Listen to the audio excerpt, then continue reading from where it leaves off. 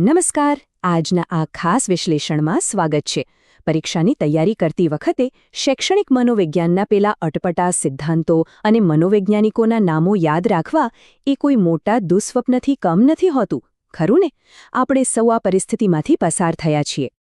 ખાલી આ નામો જરા સાંભળો: થોર્નડાઇક, બિને, ગિલફોર્ડ, સ્પીયરમેન, પિયાજે, સ્ટર્નબર્ગ. પરીક્ષાના ભારે ટેન્શનમાં આ બધા વિદેશી નામો અને તેમના સિદ્ધાંતો એકબીજામાં ભળી જાય છે. કયો સિદ્ધાંત કોણે આપ્યો તે યાદ કરવો એક બહુ મોટી માથાકૂટ બની જાય છે. તો હવે સૌથી મોટો સવાલ એ છે કે શું આ બધા નામો અને સિદ્ધાંતોને એકદમ સરળતાથી અને કાયમ માટે મગજમાં ફિટ કરી શકાય ખરા? સાચું કહું તો હા, બિલકુલ કરી શકાય. એક એવો શાનદાર અને ફૂલપ્રૂફ રસ્તો છે જેનાથી આ 12 સિદ્ધાંતો જિંદગીભર નહીં ભૂલાય. ચાલો બુદ્ધિના સિદ્ધાંતોના આ પડકાર પર એક નજર કરીએ. આજે આપણે YouTube channel online study with ડીકેના ધર્મેન્દ્ર સર દ્વારા આપવામાં આવેલી કેટલીક અદ્ભુત મેમરી ટ્રિક્સનો ઉપયોગ કરીને આ સમસ્યાનો કાયમી ઉકેલ લાવીશું. હવે પેલી જૂની ગોખણ પટ્ટીને તો સાવ ભૂલી જ જાઓ. ડ્યુઅલ કોડિંગનો કન્સેપ્ટ એવું કહે છે કે જ્યારે આપણે કંટાળાજનક માહિતીને રોજિંદા જીવનની કોઈ રમૂજી અને વિચિત્ર વાતો સાથે જોડી દઈએ ત્યારે આપણું મગજ તેને ક્યારેય ભૂલી શકતું નથી. તો શરૂઆત કરીએ સંખ્યાઓવાળા સરળ સિદ્ધાંતોથી. આખી પદ્ધતિ કેટલી મજેદાર છે તે જોવાની હવે ખરેખર મજા આવશે. સૌથી પહેલું વાક્ય સાંભળો: એક કારમાં એક જ ફ્રેન્ડ બનશે. જાણે બે મિત્રો વચ્ચે કોઈ ખાનગી અને રમૂજી વાતચીત ચાલી રહી હોય એવું જ લાગે છે ને? હવે આ ટ્રીકને સિદ્ધાંત સાથે જોડીએ. અહીં એક કારનો અર્થ છે એક કારક સિદ્ધાંત, અને ફ્રેન્ડ શબ્દ આલ્ફ્રેડ બિનેના નામ સાથે સીધો જ જોડાઈ જાય છે. એટલે કે એક કાર, એક ફ્રેન્ડ અને આલ્ફ્રેડ બિને. છે ને એકદમ સરળ? આ બીજી ટ્રીક તો ખરેખર હસાવે તેવી છે. મેં 2-3 બિયર રાખી લીધી છે. આ વાક્ય જેટલું વિચિત્ર અને રમૂજી છે એટલું જ યાદ રાખવામાં સચોટ પણ છે. ચાલો આને સમજીએ.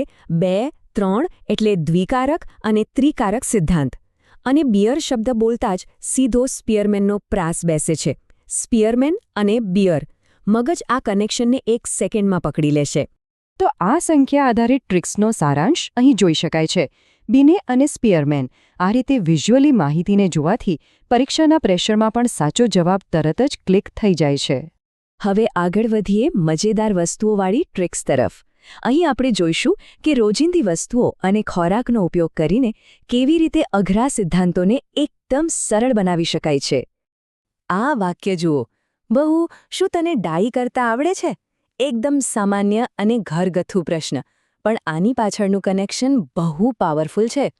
અહીં વહુ એટલે બહુકારક સિદ્ધાંત, અને વાળ રંગવાની ડાઈ સીધી જ થોર્નડાઇક તરફ ઇશારો કરે છે.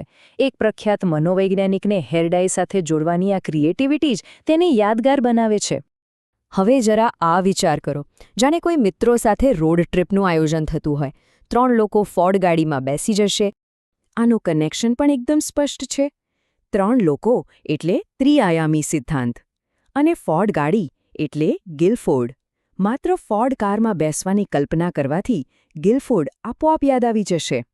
ત્યાર પછીની ટ્રીક સાંભળવામાં જાણે સ્વાસ્થ્ય વિશેની કોઈ સીધી સાદી સલાહ હોય એવી લાગે છે કે ડુંગળીથી શરીરનો વિકાસ થાય છે. આ ખરેખર અદ્ભુત છે.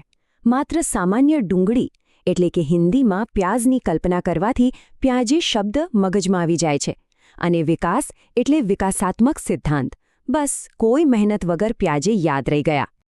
અને આ સાંભળીને તો કદાચ થોડી ભૂખ પણ લાગી શકે છે. 3 ચા સાથે બર્ગર ખાધું. ફૂડ સાથે જોડાયેલી આ રમૂજ ભણતરને કેટલું હળવું બનાવે છે ને?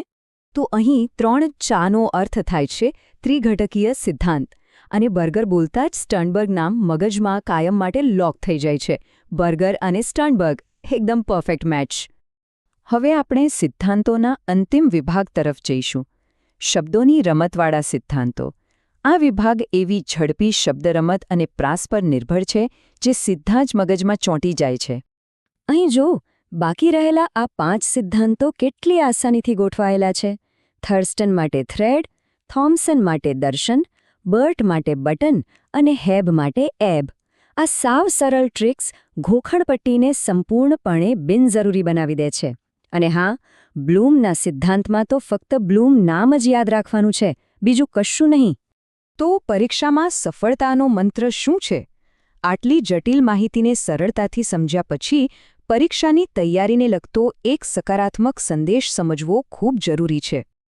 વિદ્યાર્થીઓ માટે આ પ્રકારની તણાવમુક્ત અને શાનદાર સ્ટડી ટ્રિક્સ પૂરી પાડવા બદલ online study with DK channel અને ધર્મેન્દ્ર સરનો પ્રયાસ ખરેખર પ્રશંસાને પાત્ર છે. આવી જ અદ્ભુત માહિતી માટે તેમને સપોર્ટ કરવો ચોક્કસપણે ફાયદાકારક રહેશે. આજના આ વિશ્લેષણના અંતે એક વિચારવા જેવો પ્રશ્ન છે. શું માનવીય યાદશક્તિ પહેલા કંટાળાજનક અને કષ્ટદાયક ગોખણપટ્ટીથી સીમિત છે, કે પછી આવી અદ્ભુત રચનાત્મક કલ્પનાઓ દ્વારા તેને અનંત અને શક્તિશાળી બનાવી શકાય છે? જરા વિચારજો. કલ્પનાઓનો સાચો ઉપયોગ કરીને કોઈ પણ મુશ્કેલ પરીક્ષાને આસાનીથી પાર કરી શકાય છે. બસ આવી જ રીતે નવું શીખતા રહો અને આગળ વધતા રહો.